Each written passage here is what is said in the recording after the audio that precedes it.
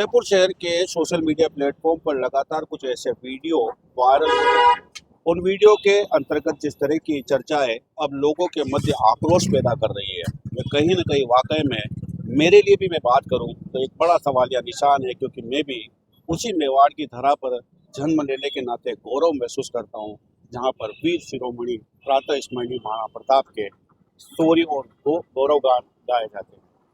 लगातार उदयपुर शहर के सोशल मीडिया प्लेटफॉर्म पर गुलाबचंद कटारिया महामहिम के द्वारा जिस तरीके के वक्तव्य सामने आए हैं, उसके बाद कहीं न कहीं लोगों के मध्य भी एक आक्रोश पैदा होने लगा है और उनको लेकर कई उनके कमेंट बॉक्स में ऐसे सवाल भी खड़े किए जा रहे हैं जो वाकई में खड़े भी होने चाहिए।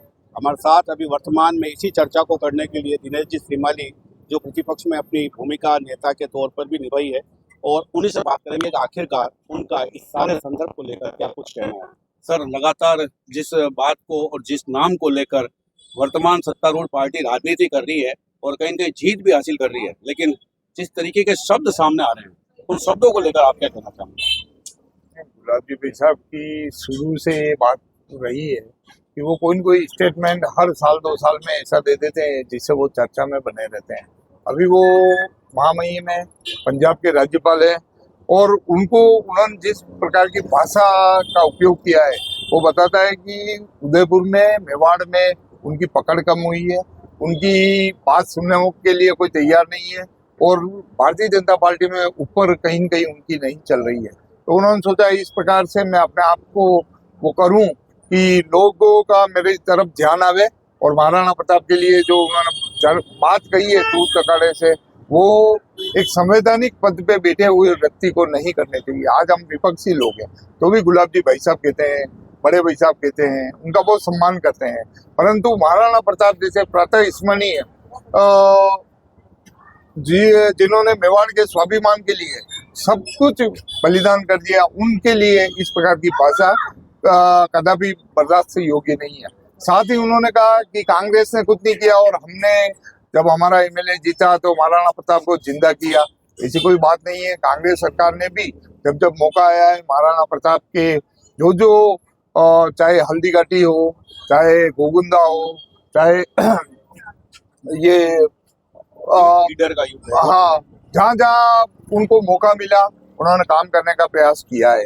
ये मायरा की गुफा की बात कर रहे थे, वहां पे भी अभी कांग्रेस गवर्नमेंट जब थी तो अशोक गहलोत की सरकार ने उनको भी काम कराने का प्रयास किया है, सड़क निकालने का काम किया है, और ये सरासर गलत है, आरोप गलत है। साथ ही महाराणा प्रताप के लिए जो बात कही गई वो भी गलत है, और कोई भारतीय जनता पार्टी महाराणा प्रताप को जिंदा किया, इसी बात करना ही अपने आप में मुझे लगता है बड़ी निंदनीय है। क्या हमारे इतिहास के जो गौरव है, क्या किसी पार्टी के मोहताज है? क्या महाराणा प्रताप कांग्रेस के या भाजपा के?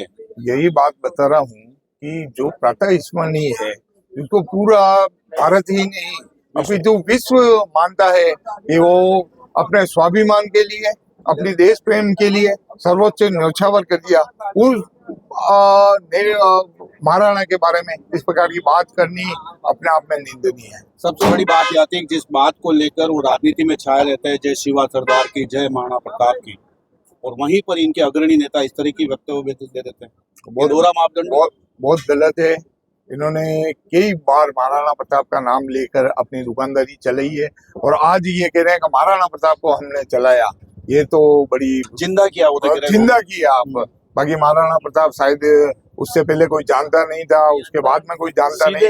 अगर ये नहीं होते तो महाराणा प्रताप का शायद नाम नहीं होता। सीधे तौर पे कह रहे हैं अगर भील समुदाय नहीं होता तो राणा लड़ सकता था क्या? मतलब सब ये बोलने का गुलाब जी का ये एक विशेषता रही है कि वो जब जब राजनीति में कहीं डाउन होते हैं तो इस प्रकार का स्टेटमेंट देते हैं ताकि वापिस चर्चा में बने रहे। राजनीति से पहले वो शिक्षक थे, तो उन्होंने अपने जो स्टूडेंट थे उनको ऐसे ही ज्ञान दिया होगा। शिक्षक थे और अभी संवैधानिक पद पे है, उनको इस प्रकार के प्रोग्रामों में जाना भी नहीं बनता है। इस प्रकार के प्रोग्राम में जा करके इस प्रकार की भाषा का उपयोग भी नहीं करना बनता है, परंतु अब क्या कह सकते हैं, क्या कह सकते हो? दुर्भाग्य है।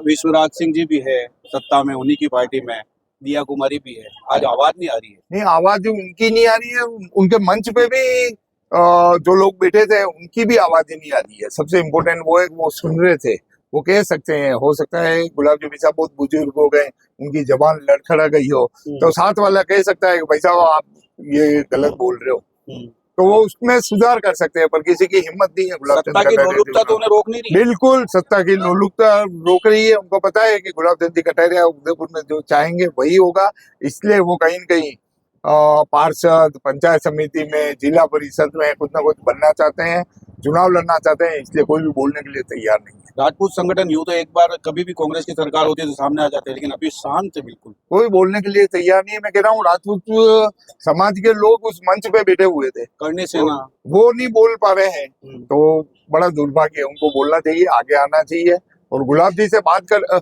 उनको गुलाब जी से अगर कोई व्यक्ति बार बार महाराणा प्रताप के लिए इस प्रकार से बात कर रहे हैं तो उनसे जाके फेस टू फेस बात करनी चाहिए कि आपको महाराणा प्रताप से क्या तकलीफ है। अगर कोई तकलीफ है तो हम लोग दूर कर दें, परंतु बार बार ऐसे महापुरुष के लिए इस प्रकार के वक्तव्य मत दीजिए, कह सकते हैं। बिल्कुल ये वाकई में एक निंदनीय विषय है कि इस तरह की चर्चाओं के अंतर्गत राजनीतिक मंच के ऊपर हमारे ऐतिहासिक गौरव को इस तरीके से लोगों के मध्य पेश करना और अपने संतों की शालीनता को इतने गरिमामय पद पर बैठकर भूल जाना, ये वाकई में मेवाड़ की उस धरा का भी अपमान है जहां हम भी कहीं न कहीं आहत होते हैं। नमस्कार, मैं कपीश भल्ला और आप देख रहे हैं उदयपुर खबर।